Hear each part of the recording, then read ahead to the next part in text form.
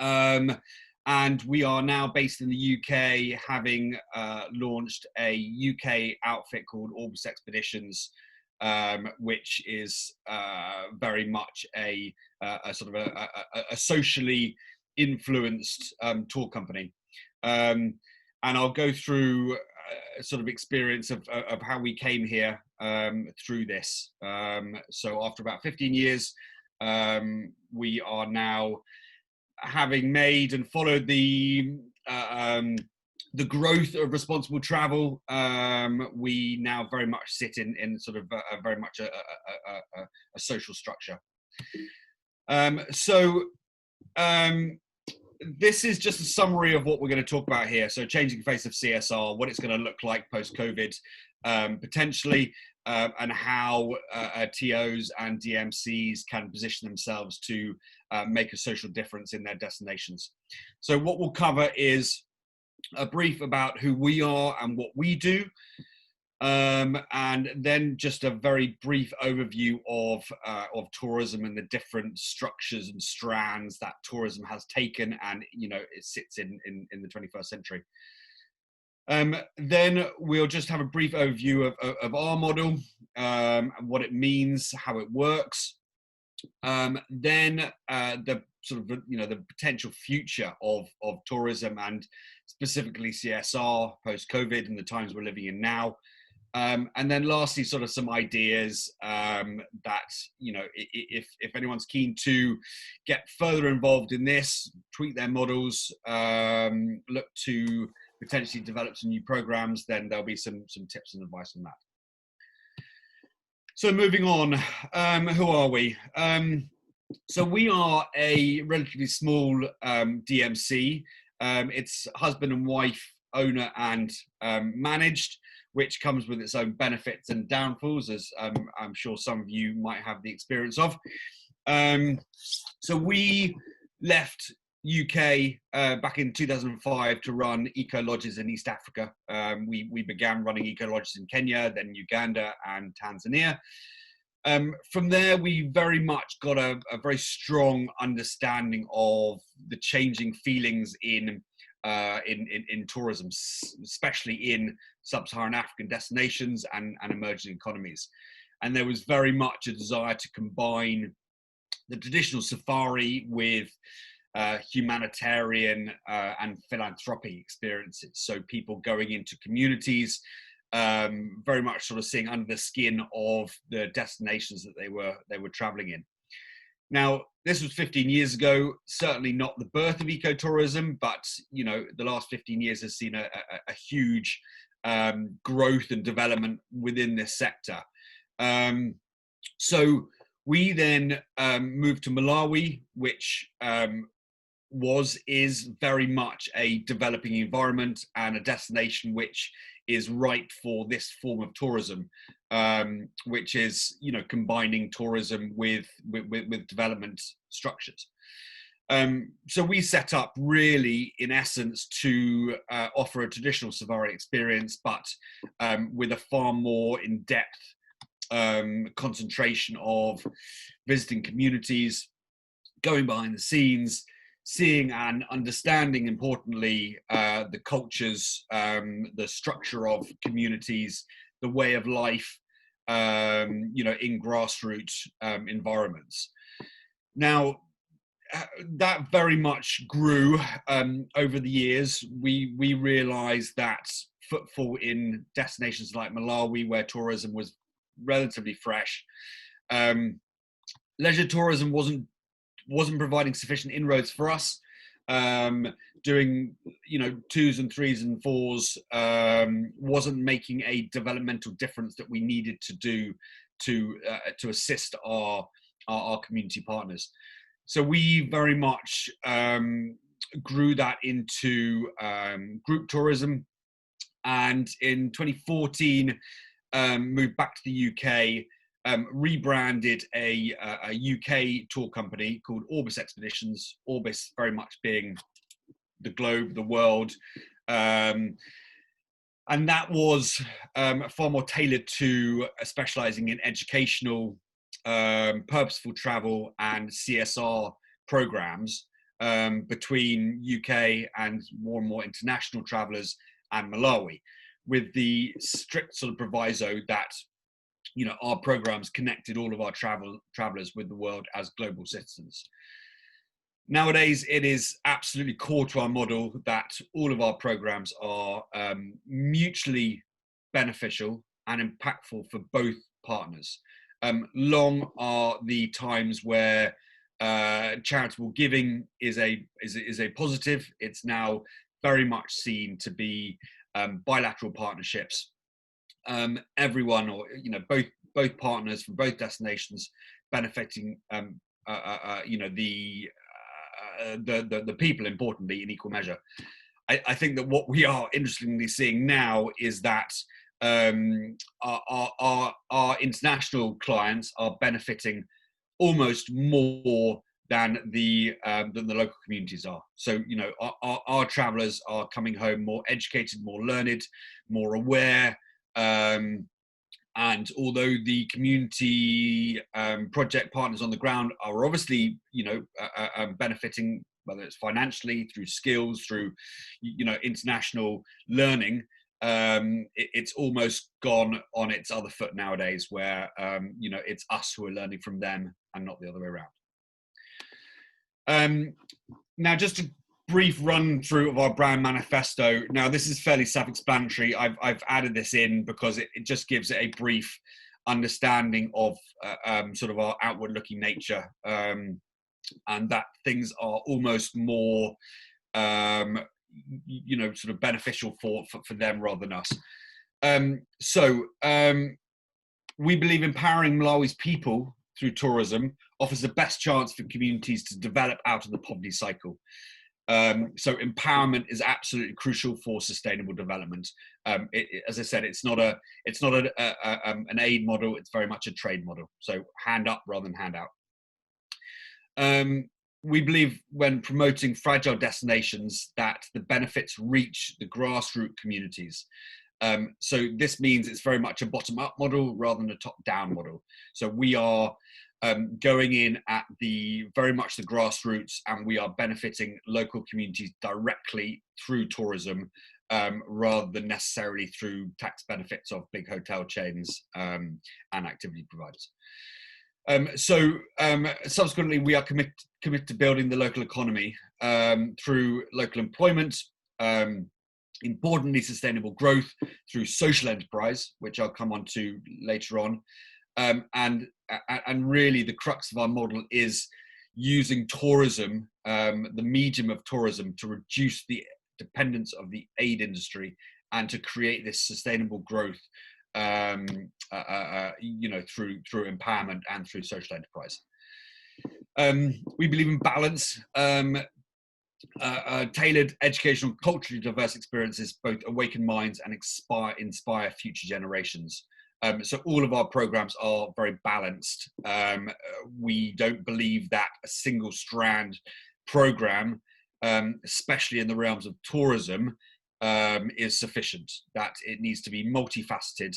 There needs to be different strands, whether that's different strands within the social sector or the skills sector, or simply diversifying your program so you are offering an equal measure or a more equal measure of tourism experiences, educational experiences, cultural experiences, social experiences, whatever you may want to package programs up as. So it's not just a tourism or a cultural or a social, but it's very much often a combination of all of them.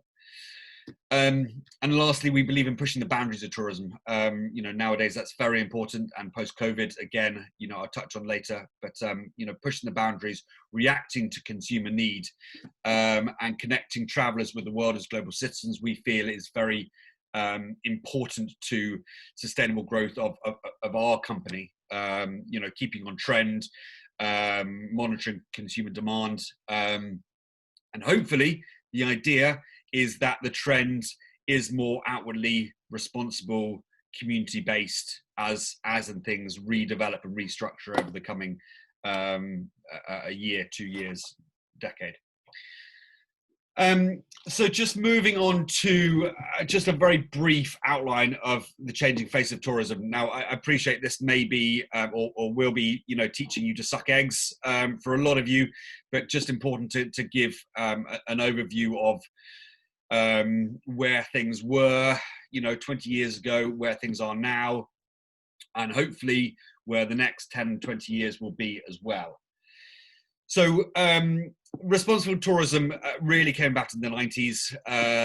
There was a move away from mass tourism, the understanding that destinations, certainly emerging and fragile destinations, weren't benefiting sufficiently from mass tourism.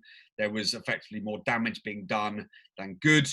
And that there needs to be a better trend towards positive, impactful travel, and that very much filtered through to the consumers, where the consumer trend slowly started to shift into being more aware of the destinations they were traveling to. Now, without going into too many terms, there are dozens of terms of what is responsible travel. Effectively, as we all know, it is being socially and culturally aware, understanding the places you're visiting and trying to make that as positive an impact as possible. Now, over the past couple of decades, things have changed from ecotourism, which was very much the starter gun, employing locally, eating locally, local producers, activity providers, resources, etc. That has developed into all number of strands nowadays. So there's sustainable, there's pro-poor, there's alternative tourism, there's community tourism. There are all number of different terms that can and do mean slightly different elements to them, but effectively they are all saying the same thing, that we need to be more aware of the people, the culture, the customs, the traditions of the environments that we're traveling in, number one, but number two, importantly, that we are using tourism for positive benefits, that the impacts are as positive as possible, and that we are using this privilege that we have as international communities to use travel for the most purposeful, impactful, beneficial experience for both partners, as much as possible. And I think what we are now starting to see, and this is the last 10 years, that consumers are actively looking for companies who are within this realm, that they are far more likely to book and to travel through companies who are more outward looking, who are publicly positive about their tourism impact. And that can be from very small elements to very large elements. We, for example, when we started, implemented all kinds of schemes, some of them more successful than others. We now have what we term a PES scheme, Payment for Ecosystem Services. It's effectively a carbon tax, or an environmental tax. So 3% of all of our bookings goes into a pot that nowadays it is a microloan scheme that we offer loans and investment opportunities to environmental, cultural, wildlife programs within Malawi. So that's just one example of how, without really doing a huge amount in changing models, you can be more impactful in your tourism offerings by saying, simply by traveling with us, you are benefiting, project A, B, and C through a percentage of your booking going towards this. For us in the past, it's always been grants, charitable handouts. Now we are very much loan schemes. The benefit of that is that, we are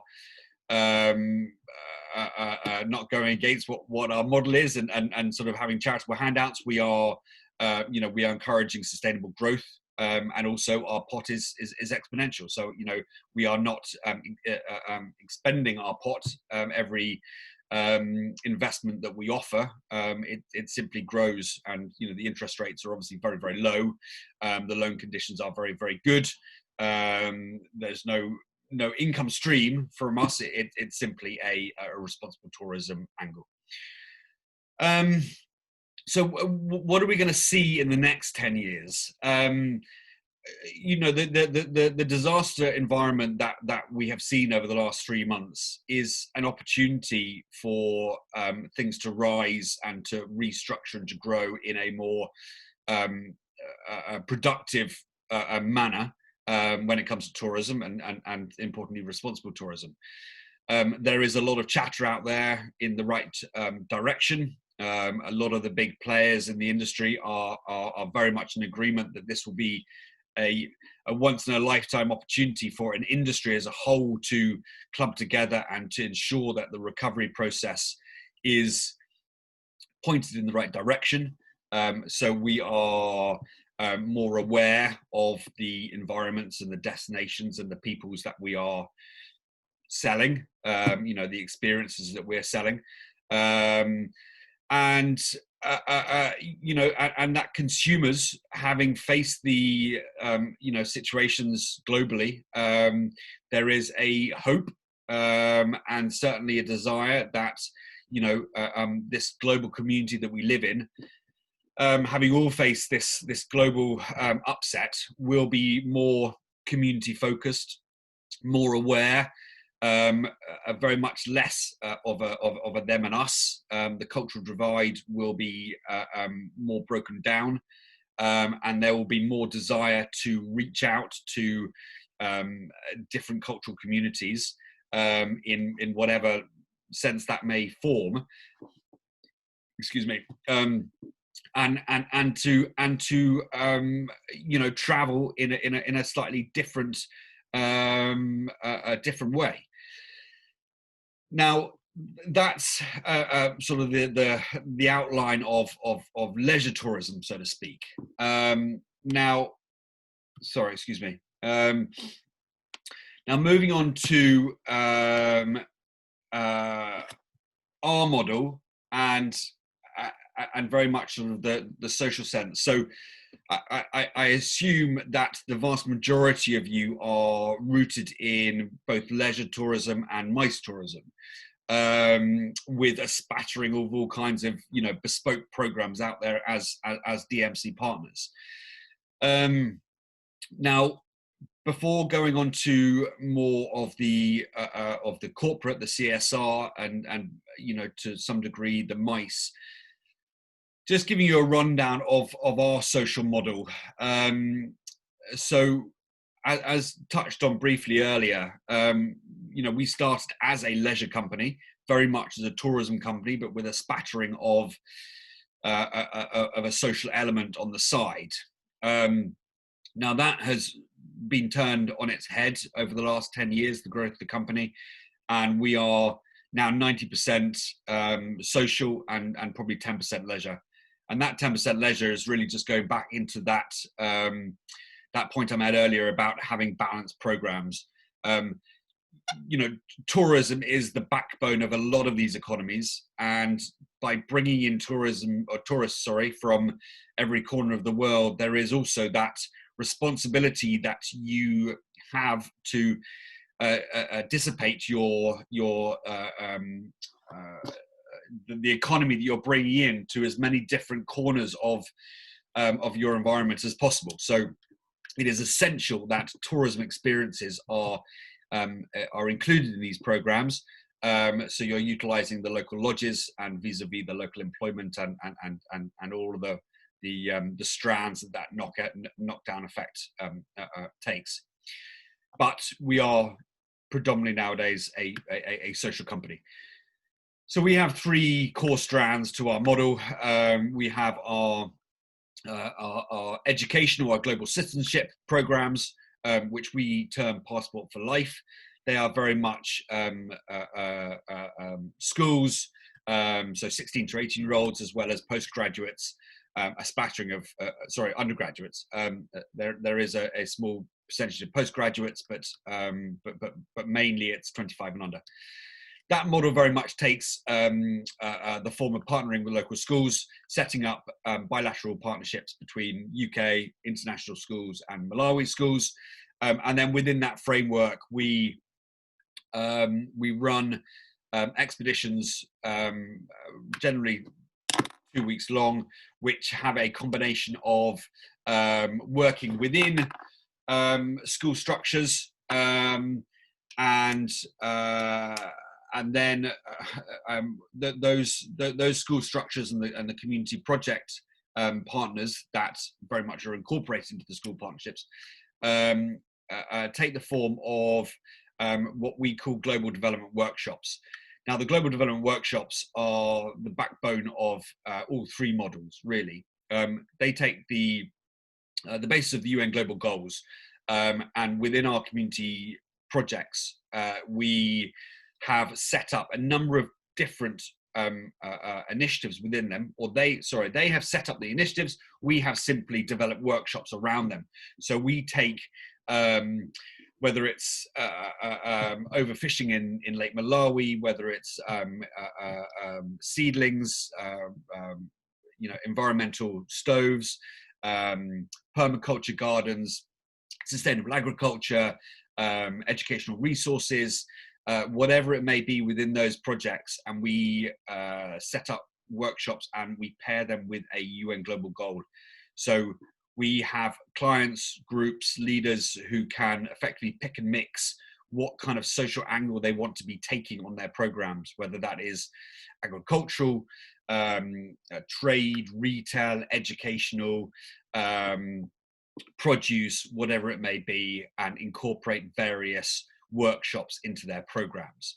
So it's very much an educational learning exercise, but grassroots, on the ground, and hands-on experiences for the students. And then there is a 25% leisure exercise at the end, whether that is a safari, a trip on a lake, a hike up a mountain, or something similar.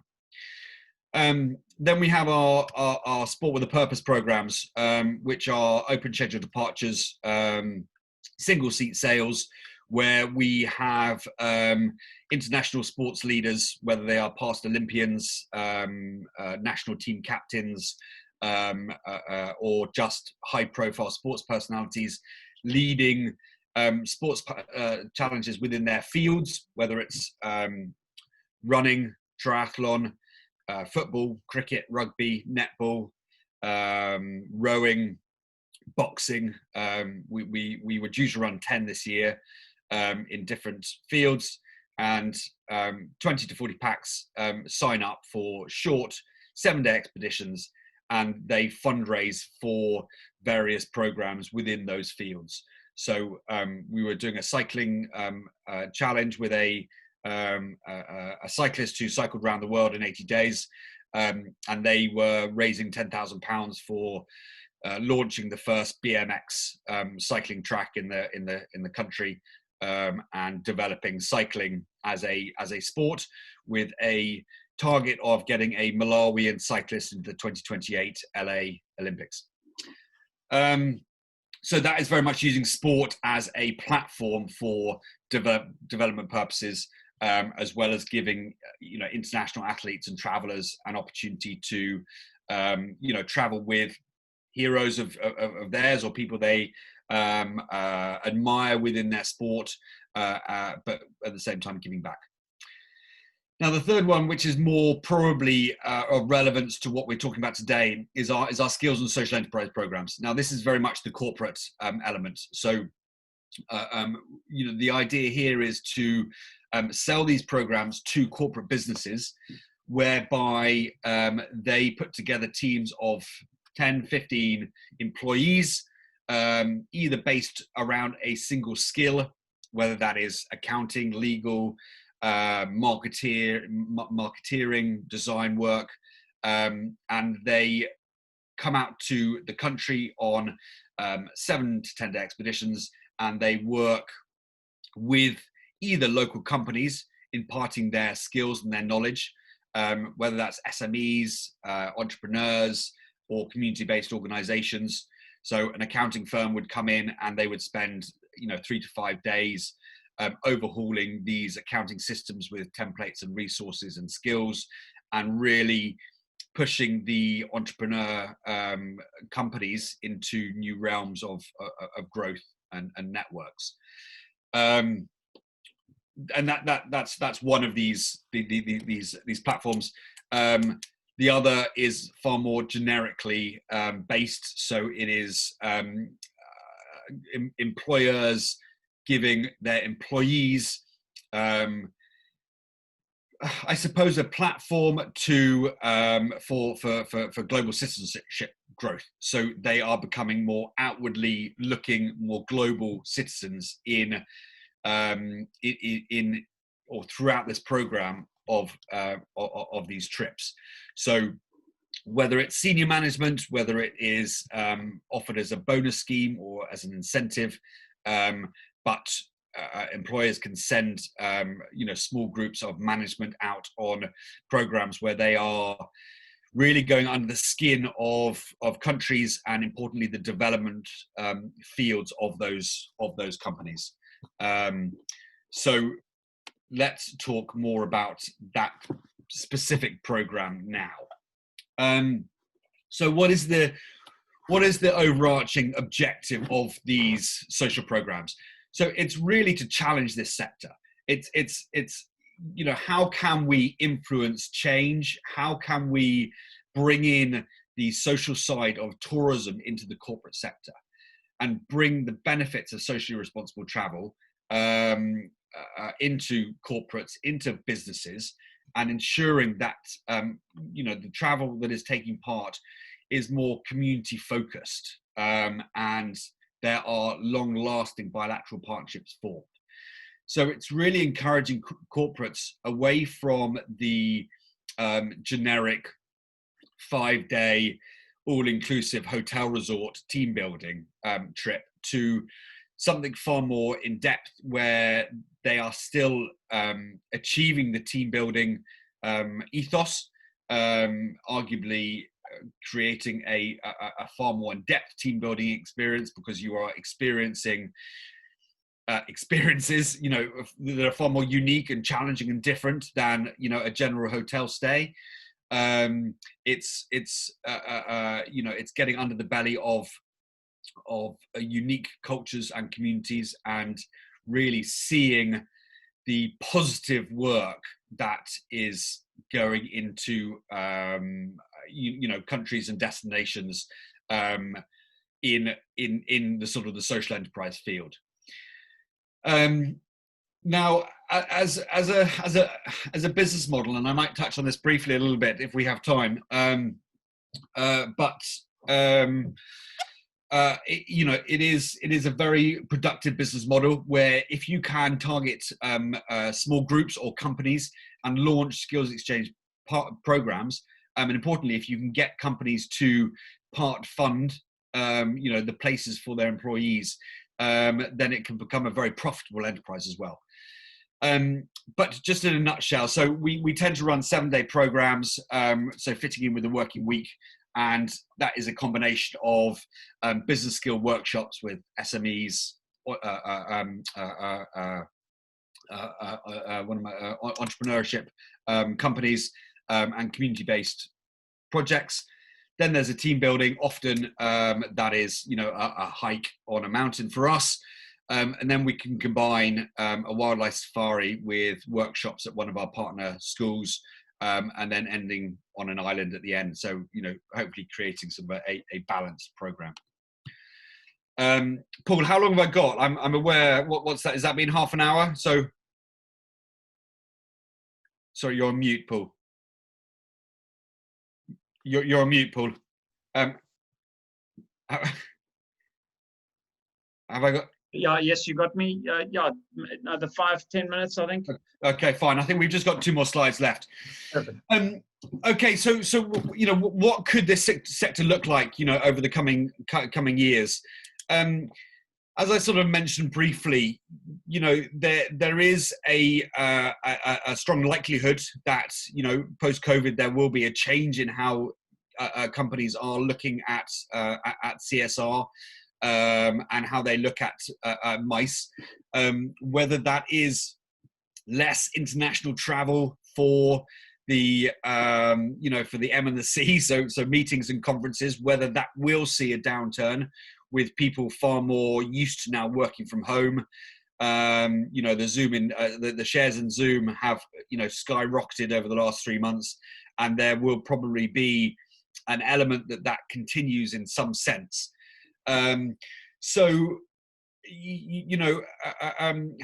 can we try and increase our offerings on elements that are still going to travel?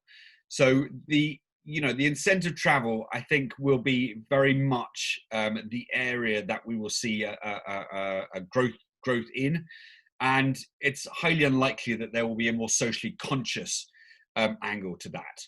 Whether that is companies being progressive, or whether that is companies simply towing the line of consumer demand and consumer reaction, i.e., will it be frowned upon for big companies now to be carrying on simply chartering planes to 5-star hotel resorts?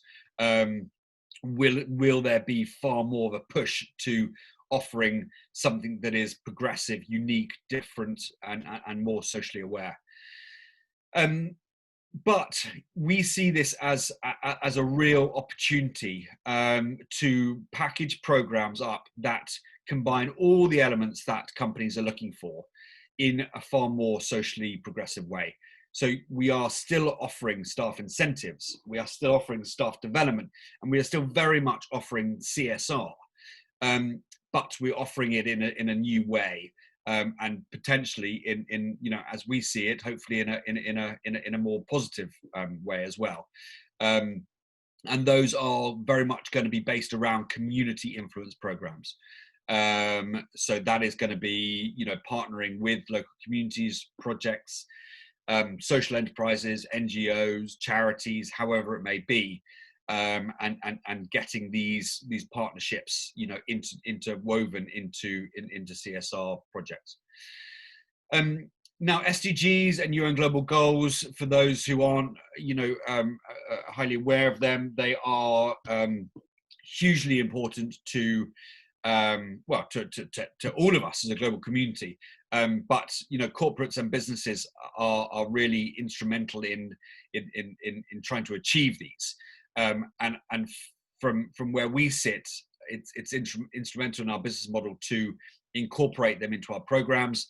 And if you are not aware of them, I would suggest having a glance through them and getting a brief understanding of them, and seeing how that they can be included into your programs in any small sense. So really, questions to ask yourselves, how can you enhance what you are currently offering to try and capture this market? How can you take your current programs and incorporate elements into it that are going to attract, the corporate model, the HR departments who are going to be sniffing around and looking for new progressive programs to spend their CSR budgets on. What can you offer to stand out from your competitors and do more than the rest, and try and get ahead of the herd when it comes to being chosen as travel companies of choice for these big budget companies. And what can you do for them and make the most of their time in country? So yes, how can you get involved? So very much what we've just been talking about. Look at what you're doing. How can you add to it? Are the days that you are running in your programs the most productive? Are you getting to the hotel at 2-3 in the afternoon? Is there a project nearby that you can walk to or take, short distance to, a local market, a local artisan, a local entrepreneur, and set up a short visit and a talk. It will be amazing how much you will learn from someone who is working in a completely different environment to your client, how fruitful and impactful that will be for them. It's very much, even in the early days when we were heavily focused on tourism, it was these small community visits that we set up that were the highlights of the trips in the feedbacks that really stuck with our clients and made them want to return, and tie them into our company, and made these trips once in a lifetime experiences. So as I said, look through the SDGs. Is there anything that you think that you can tie in? Is there something in education, healthcare, sexual empowerment, female equality, that you can incorporate into your programs? And you need to ask yourself, are your programs benefiting? What is the impact of them? Are they responsible? Are they sustainable? Rather than just a quick in and out. Ask the communities what they want. We run quarterly needs assessment and impact surveys with all of our partners. What works, what doesn't work. It's very much being led by them, not by us. And then evaluating those impacts throughout the year.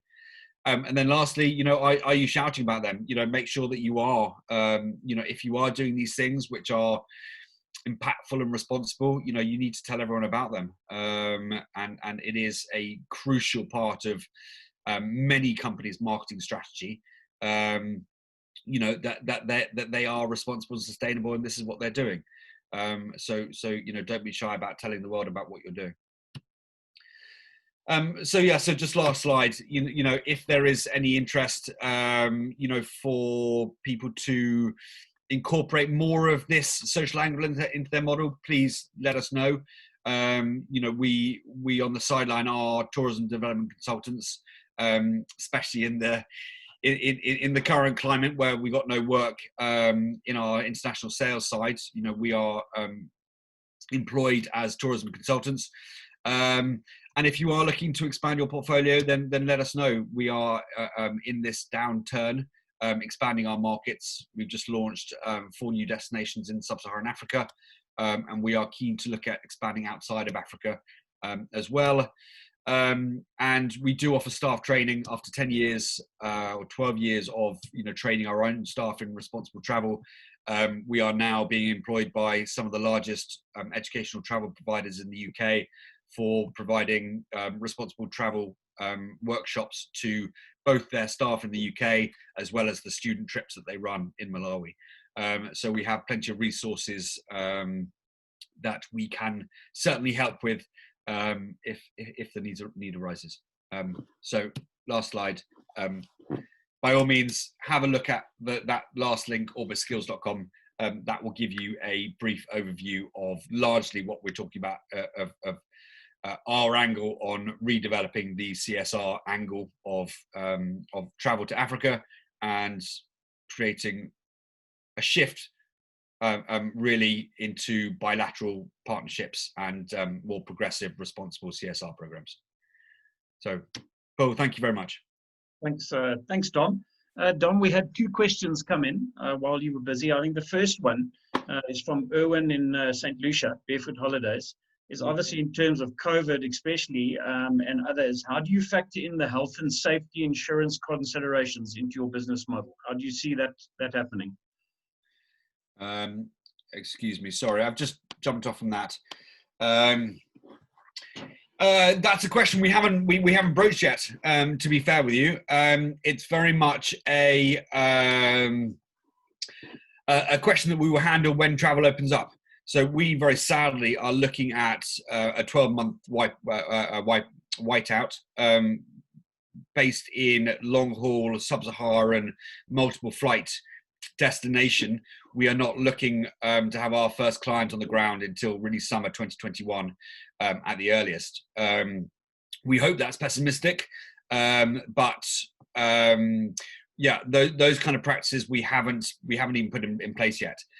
Having said that, there is very much a growing understanding that people will want to be traveling even post-vaccine, if that does even happen, in environments that are less traveled, certainly easier to get to, and Malawi is not one of those, actually, but destinations that offer outdoor spaces, less crowded destinations, and environments where actually, you are not going to be forced into situations with many travelers. So in one sense, Malawi is already got a lot of that going for it.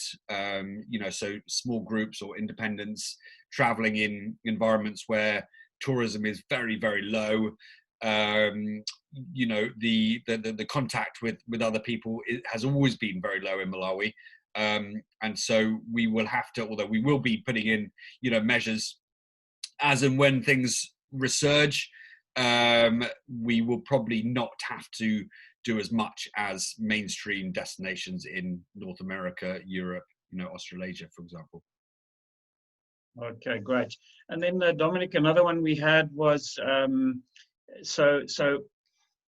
in some of the destinations that are a little bit more advanced than Malawi, and so how would I call it, sort of more first world countries, where how do you incorporate with communities and explain to them that because a lot of those community projects, they say we don't want to get involved, we just want money. So how do you explain to them that they need to participate to actually get the money and not just get given a check? That's a thesis question all in its own right. It's a changing shift it's a generational changing shift. It's a very, very difficult thing to broach that. Aid in the 80s and 90s was all very much about handouts, and that has resulted in a dependence, certainly a cultural understanding that why do I have to work when money is being given to me? There has been a lot of work in the last 10, 15 years to try and reverse that understanding, with degrees of success or not. So it's very much a cultural embedded understanding that, why should I do anything in exchange for money when, in the past it's always been given to me? It's simply a case of, for us, we don't, and we cannot work with communities who are that way inclined. We work with partners who have already set up initiatives on their own right. We've never set up partnerships ourselves. It's always been partnering with communities who have got the drive and the desire to get themselves out of the poverty cycle, and have set up various initiatives in order to help the communities achieve that. We have very much gone in there and said, we can help you with this. Yes, there will be a financial structure to it. However, that will be responsibly managed. So we will pay, all funds come through us. None of our clients pay cash in hand to communities. That fund goes through to a community fund that is set up, that's managed by the local chief, or by a local committee that's set up, and is in agreement on what that money is spent on. But it's really changing that understanding of, well, if I give you $1 today, then that's going to run out. But if you work with us in a sustainable approach, then this partnership can last for decades, and you will grow far, far more healthily and far more exponentially and far more sustainably if you partner with us for a long-term program and you look at it as a multifaceted approach. So yes, there will be finances, although we will need to be able to work with you on how those are structured and spent, but also there will be far more skills that we'll be able to bring in, far more networks, connections, bilateral partnerships and things like that. So it's really trying to convince them to become to change their mindset and to become more outwardly looking for, in the long run, for very much their own benefit. Yeah, I like the idea there, the dollar, and then it disappears, a day later it's gone, rather than working with the DMC on a continuous program and having a regular sort of income stream. Yeah, that one was from Estonia, Blue Drum Events. And then we've got a question, our last one here from Pure Group in Ecuador, Bram. He asked, besides the social part of the CSR, what can you do for the CO2 emissions of the programs? Companies more and more asking about this as well, the greening side of it. There are obviously lots of things you can do. So we started in the very early days carbon offsetting, which 10 years ago was the thing to do. As I mentioned, we then developed that into a PES scheme, so a payment for ecosystem services, where a percentage of our clients' costs went into an umbrella program to fund various projects. One of those is a tree planting scheme called Trees with a Z, and that reforests one of the forests in the south of the country. So what we are saying is that a portion of every single booking that comes through us is redirected into an environmental tree planting scheme locally in the country, which effectively offsets your carbon emissions for your flights and for your transport. Now, what we also have in our booking framework is a carbon calculator, so you can calculate, wherever you are coming from, and the volume of carbon that is being utilized, and then the cost of offsetting that. That is then paid separately into a foundation that we run called the Orbis Foundation.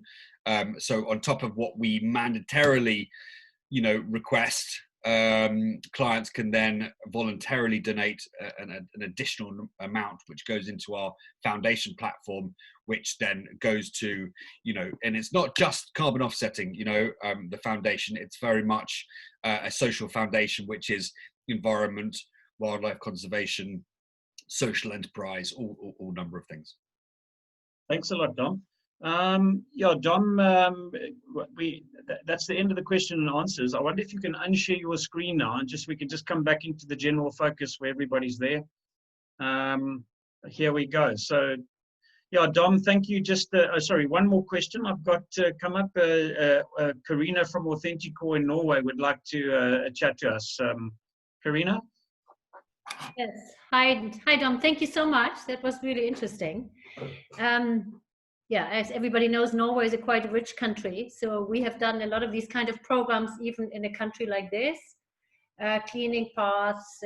We actually have also won the Green Award for commitment to community. But I have started now destination development in Norway called the Next Generation Travel, Next Generation Mice. And I'm going to start in one destination, and my idea is to propose, and I proposed it already to them and they like it, that for every service, once the destination is developed in a new way of thinking, innovative and sustainable, etc., there's going to be a percentage of, let's say, 3-5%, which will go to a purpose.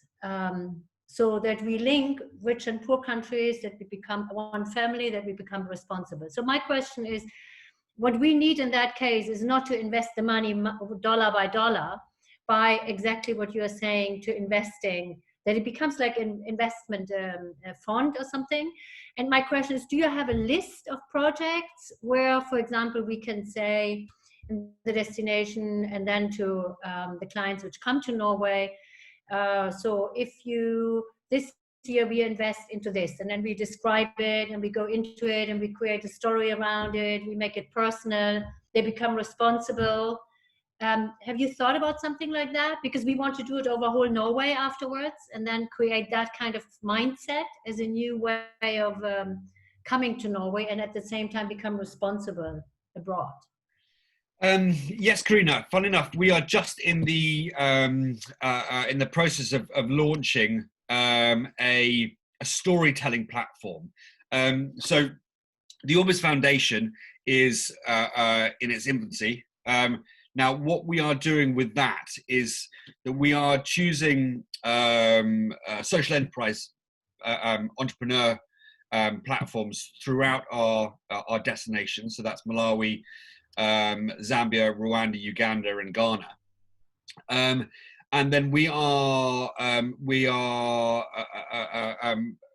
really launching these onto this platform, which is a fundraising platform where clients and the company channel through funds, and really that is a microloan scheme platform. So as I mentioned earlier, it's an exponential growth, and all those funds are then channeled through into loan schemes or investment schemes for the social enterprises that we're working with. Now, to give you an idea, the social enterprise costs are £2,950 sterling. Within that, there's £500, which is a donated fund.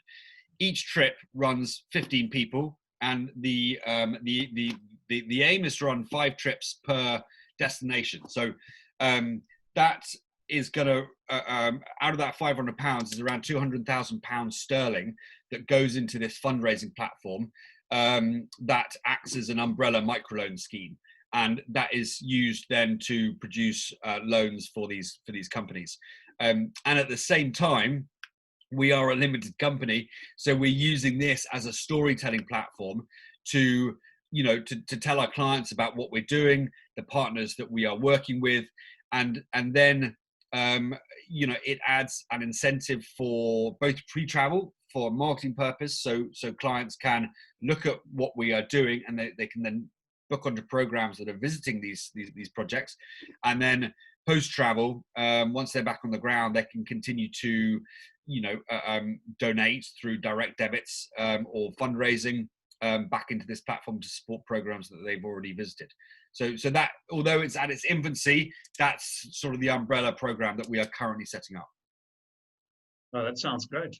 Yeah, that sounds great. I think even perhaps we can, within the One DMC World, Paul, that's just an idea now, perhaps we can create a platform there where you can develop, because we have some countries in there where there is projects necessary, in Asia and Africa, and perhaps we can create in One DMC World a whole part of One DMC World, which is focusing on that, so that we become a different type of DMC offering our services. And then, like Roberta was saying, something, different countries can cooperate. So let's say if I have a client coming to Norway or to that destination, and then, but we know that Sweden or somewhere else, they're doing the same thing, and there's a DMC, then it will also increase much more the interest to use those DMCs within that concept. Yeah. No, I agree. I think, what Dom was saying, the future is going to look different. Even as individuals, we've been sitting at home, we've been advantaged, we've got houses, we've got roofs over our head, but the poor and the disadvantaged communities have been sitting not with the luxury with Sky Television and DSTV. And I think that corporates have also realized that these trips where you just lie in a hotel for 5-6 days and lie on the beach, they're going to have to make a difference. And I love the comment that he made, is that where you can incentivize your staff, develop your staff, and make a difference in the community to where you travel, all in one. And as he said, even as leisure travelers or corporate travelers, they come to a destination, whether it be to Azerbaijan or to St. Lucia, that half a day or a day that they spent interacting with a charity or with a community and being involved was actually the highlight, more than riding a quad bike or staying in a 5-star hotel. And I think that as DMCs, certainly in One DMC World, is every DMC is doing things like booking a hotel and booking a cruise on the river. But I think what can make us really make you different, to stand out, is to create one or two little, Dom's business is very developed. It's a whole business around social responsibility and giving back to communities, where even if every DMC created one or two little incentives, so instead of having a 3-night or a 5-night pure fun incentive, is create an incentive that is 75% community driven and 25% of fun.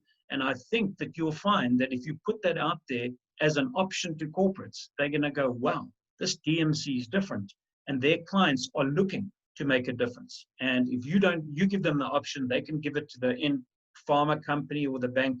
And I'm sure that they're going to, because they can then kill their social responsibility goals.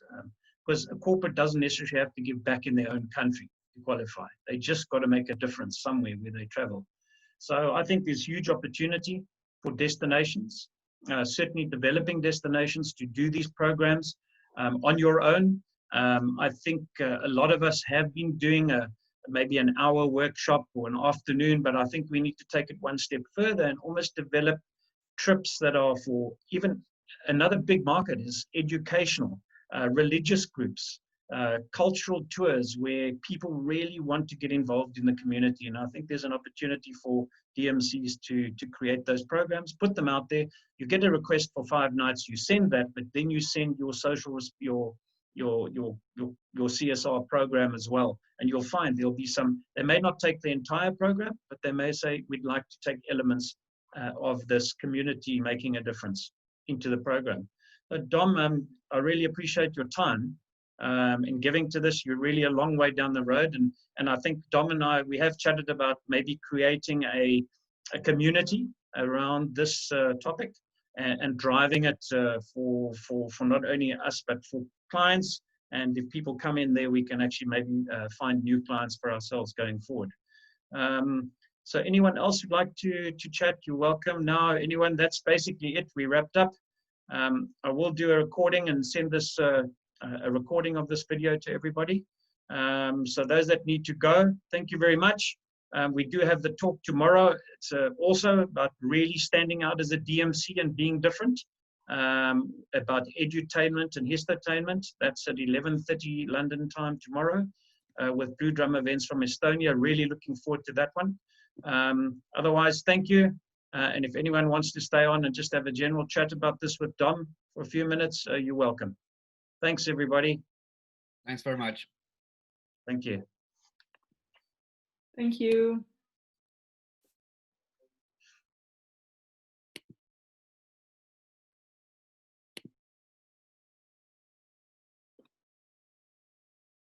And notably in Africa, you know, so you as a country and a nationality are already very outwardly looking in terms of international development.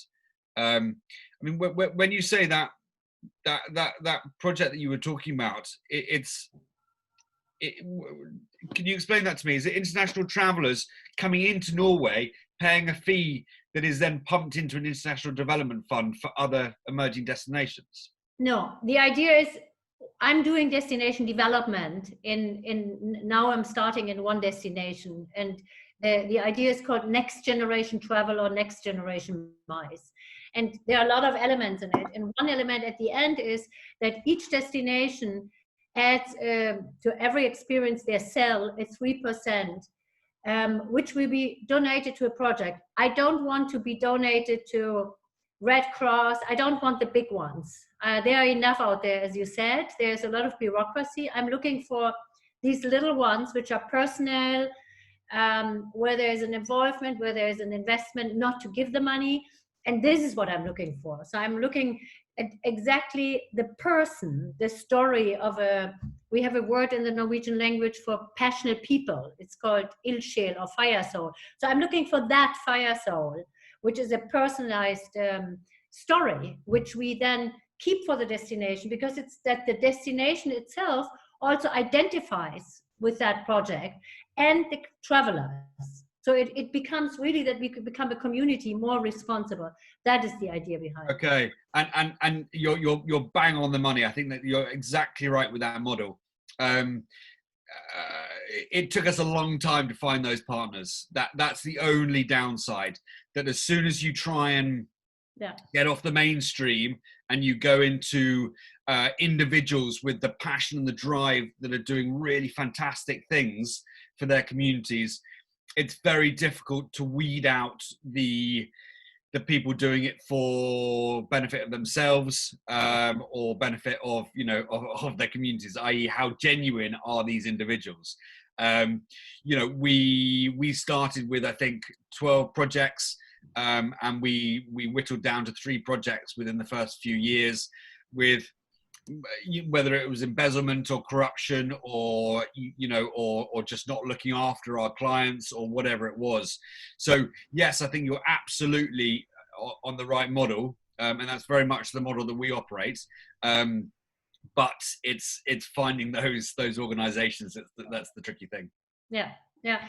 Perhaps we can cooperate a little bit on it. I mean, sometimes it doesn't need more than 5, or I mean, we don't need many. You know, it's like knowing the real ones, the good ones. And you probably know some. Perhaps somebody else in the community of One DMC World knows another one. But for me, it's only interesting to launch that idea if I can really make it sustainable. And I don't want to support big NGOs because they get enough money anyway.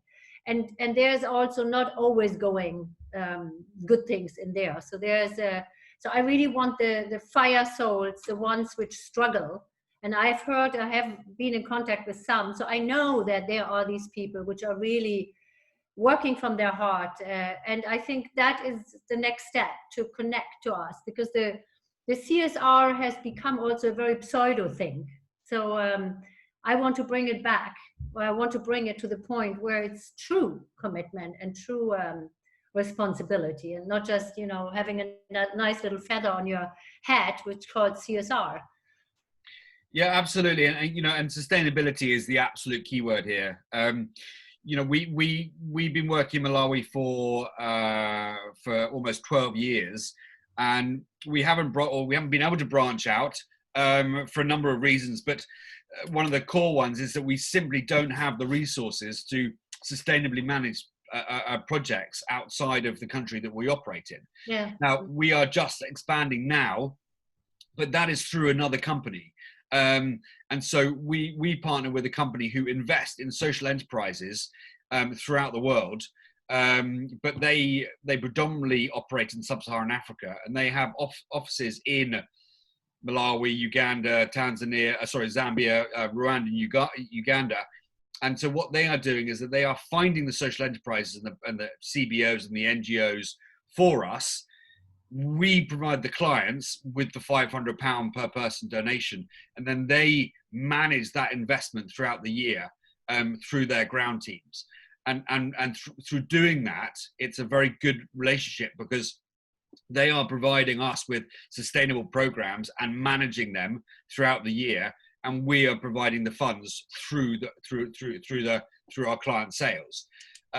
So if you can find a partner or partners who are based on the ground, whether that is a development organization or whether that's a tour operator or DMC, more likely it's going to be a development company, because what the problem in this model is that you get people saying, well, this is fantastic, this is great, I like this, let's go for it.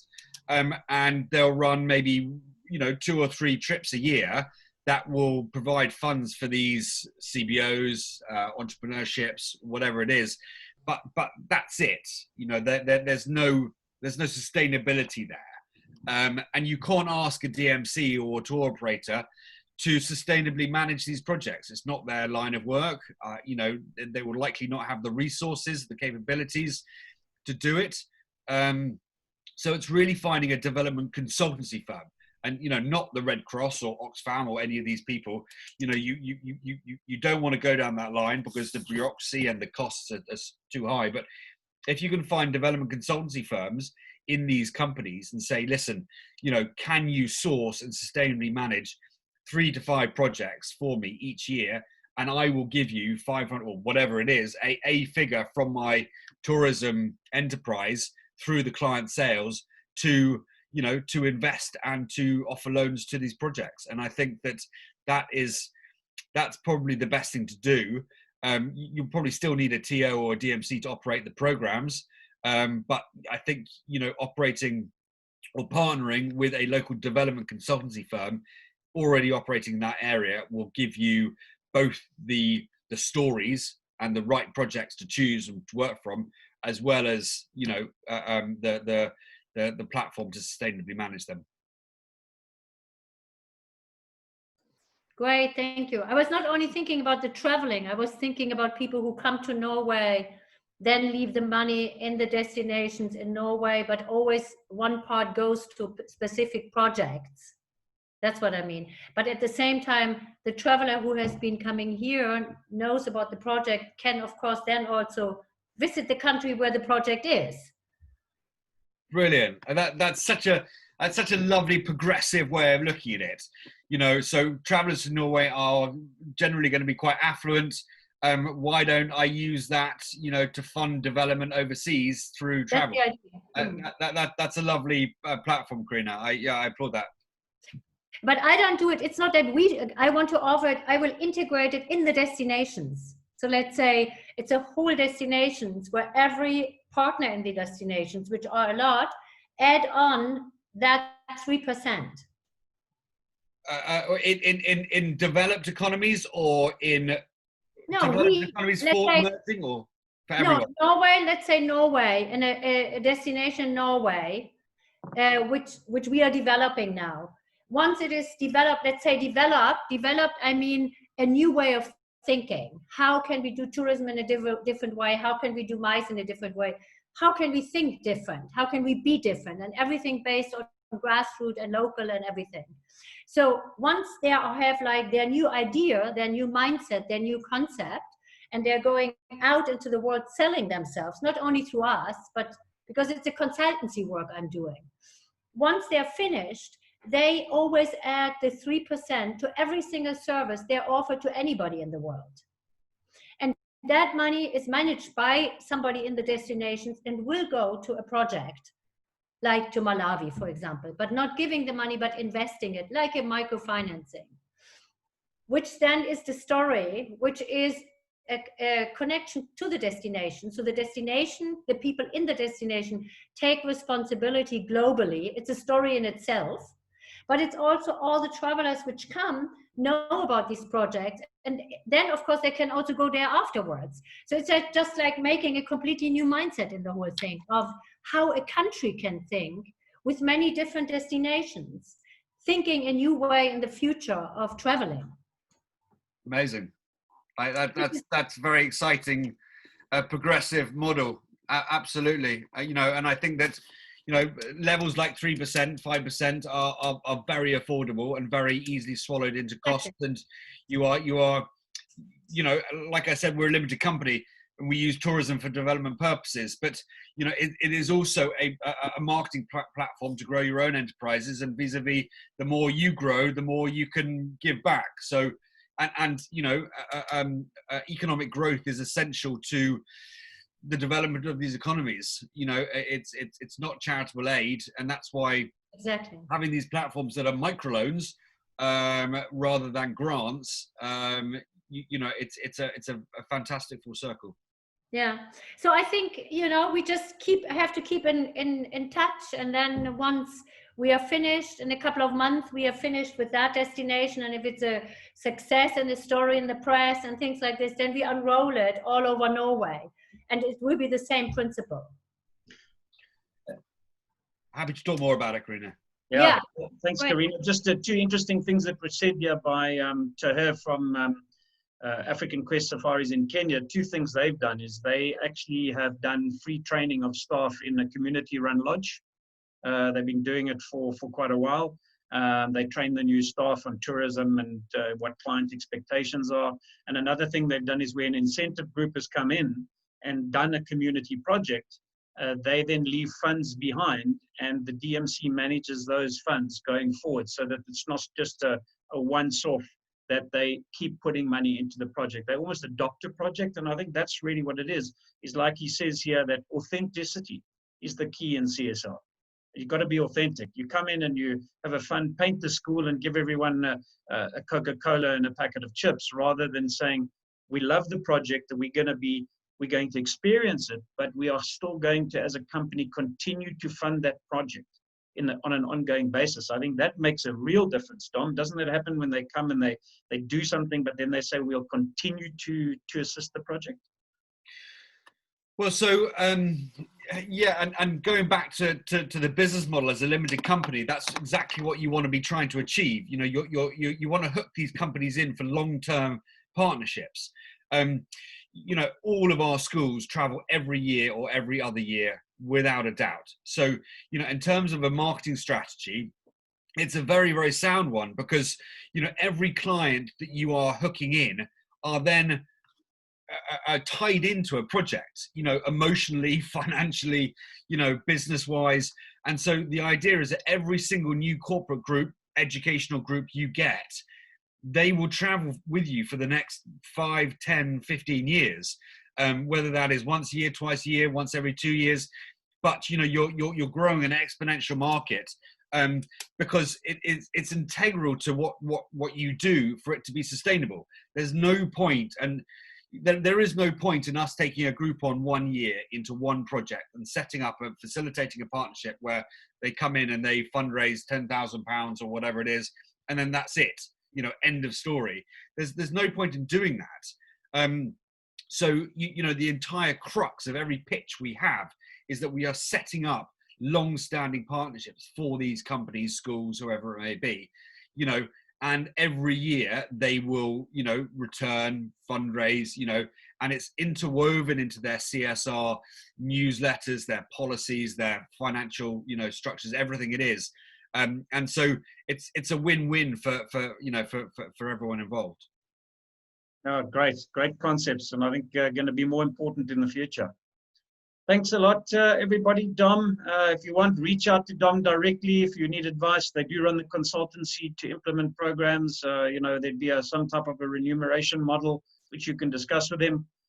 Countries, I see always here from Senegal. Your country can certainly you know, be involved in projects like these and put together, you know, community-based incentives. So I think that's a new word coming in the future, is CSR incentives, not fun. It's you know, and I think that the winners of incentives, not everyone, if you have 100 people winning a prize for an incentive, not all of them want to go lie on the beach. If they had the choice, and you'd said maybe 50 people would rather go on a community incentive and be involved in Malawi or Ghana or somewhere else, and the other half want to lie on the beach. And it's something I'm going to try and put out there, is give your staff choices. That people who want to make a difference in the world spend their earned incentive, travel incentive, on a project rather than go lie on the beach. Because you always hear people saying, oh, I wish I could make a difference, but I'm forced to lie on the beach. Can you believe it? But thanks, everybody. Dom, thanks, Awa. Bye, everybody.